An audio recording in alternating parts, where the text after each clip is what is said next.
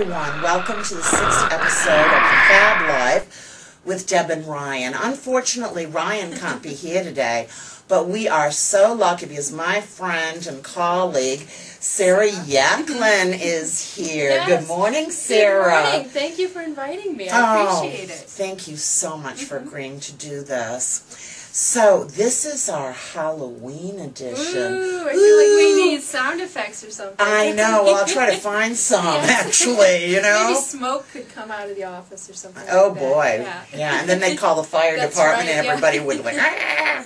So, shall we talk about scary movies? You know, I've noticed that in AMC, they've been rerunning the famous Halloween series, too, which kind of went down in quality as the episodes progressed. But I love John Carpenter's Halloween. It is so atmospheric. Oh, my God. I haven't seen it yet. Oh, my goodness. I haven't seen it. I'm sorry. No, I haven't seen any of them. What he did in the first one, the way to use no sound.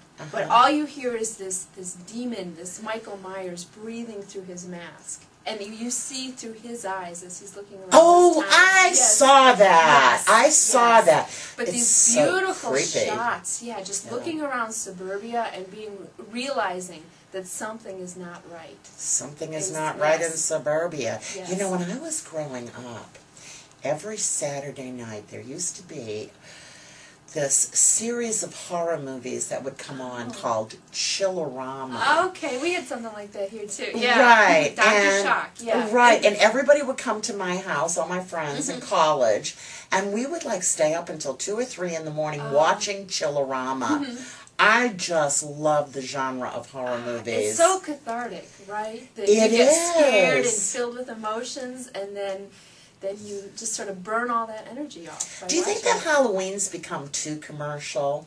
Well, almost every holiday, I think, has become too commercial, right? But you know what I worry about? I worry about that sometime in the future, because there's so much move to kind of regulate the trick-or-treating and everything, that there'll be a time in the future when kids don't just go out and run around the neighborhood in the dark collecting candy. And I know that sounds strange that we would want our children to do that, but it's such a ritual, right? Well, it is. I mean, I started doing it when I was a little girl. My parents taking us out.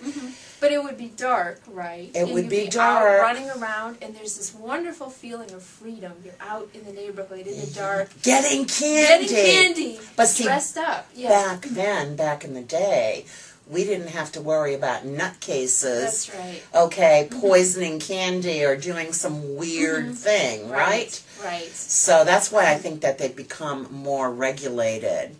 You know, what about witches? Witches kind of scare me.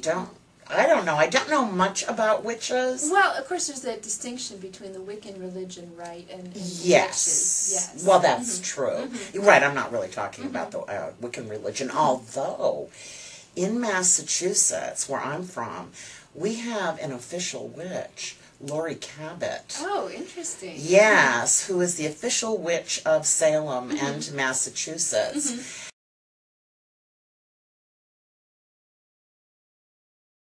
Well, never mind. Well, this, I guess, kind of goes with Halloween. President Karzai.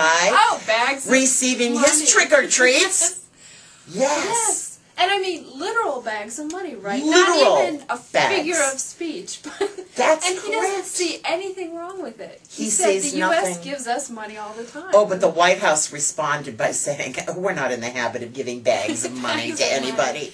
Yes, not even when your banking system is under pressure. I know, but I was trying to figure out what would be the motive for him accepting bags of money from Iran, who is a Shia state, when President Karzai is a Sunni Muslim, and the Taliban and most of the people in Afghanistan are Sunni Muslims. Yeah.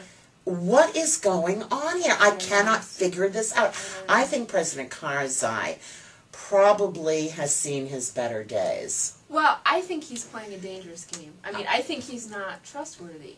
I he don't always think so seems to be either. playing every side of the angle, and that's not the kind of person who should be a leader. Right, and he's really slapping us in the face. We're the ones who installed him in that position because we trusted him. And now he's doing these things behind our back. So it may be time for a new president of Afghanistan.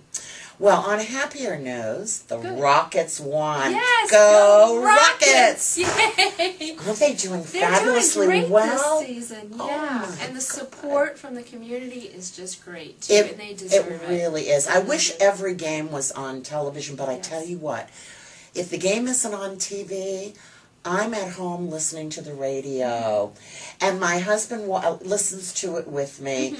And I'm telling you, they have done such a fabulous job this year. Keep it up. And remember, as I've said before, cremate your opponents. That's right. Okay. Give it your all, right?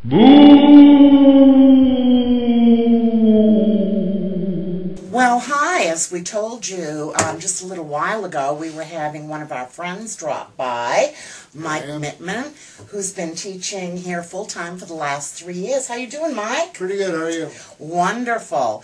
Well, today's our Halloween show, as you know, and Mike here has some really interesting stories about ghosts. So, Mike, tell us about your experience with ghosts. Well, I mean, I've always been really into ghosts and the supernatural since I was little. The first books I remember reading had ghosts and goblins and stuff like that. But my parents never really thought too much of it. Okay. Because my mom's a firm believer. My dad's not really a believer, but he accepts it for what it is. So when these things happened to me, I wasn't really kind of frightened. But the first thing that happened to me was when I was in elementary, junior high, kind of that transition period, 6th, 7th grade. And we were staying at a friend's house, and he lives near a huge cemetery. It's maybe like 2 or 3 blocks to south of his house. And the cemetery supposedly houses the remains of Civil War and Revolutionary War soldiers. Wow. Yeah. You know how many are dead there? I'm not, all of them. Yeah.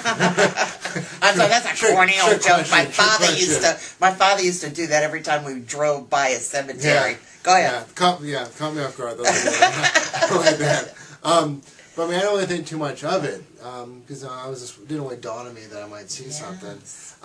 But it was his birthday party. We were having games and scavenging hunts. And his mom was like, "Okay, I need you guys to go across the street because you live kind of near some cornfields." And she's like, take a couple of ears of corn. Well, we were young. We didn't realize, hey, this is stealing. So we didn't really think much of it. We were walking across the street. We grabbed some corn.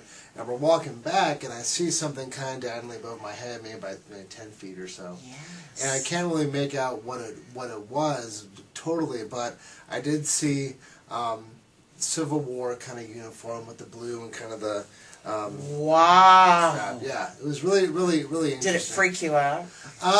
Not as much as somebody might think. I mean, I was more or less kind of in shock at the whole thing. I wasn't scared. Well, you know, I've only had one ghost encounter. I had a brother who died before I was born. He died when he was 5 years old. But I remember one night when I was about 5 or 6 years old, there was a hallway that connected my bedroom, and then there was a long hallway to my brother's room. Yeah.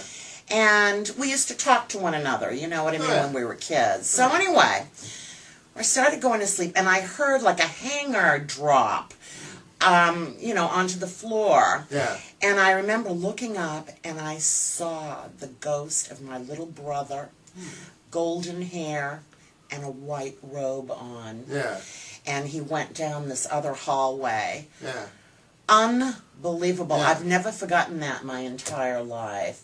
So ghosts, you think, really do exist? Oh yeah. I mean, it was really kind of an interesting experience because when I saw him, I just kind of froze, and there wasn't a lot I could make out. I didn't see arms or legs. Not to say that he